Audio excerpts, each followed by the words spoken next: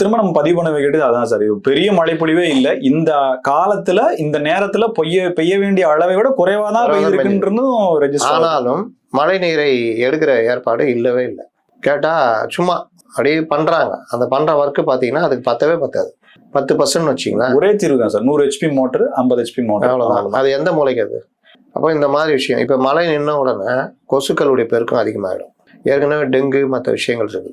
இப்ப நன்னீர்ல வளர்ற கொசுக்கள் இதெல்லாம் வந்து அபரிமிதமா பெருகும். அப்போ நீங்க குடியிருப்புகள்ல தேங்குற மழை நீர் வடியாம அப்படியே இருக்கும். அதற்கெல்லாம் கார்பரேஷன்ல போய் மருந்து அடிக்கலாம். முன்னெல்லாம் அதெல்லாம் பண்ணுவாங்க. இப்பெல்லாம் அது மாதிரிலாம் இல்லை.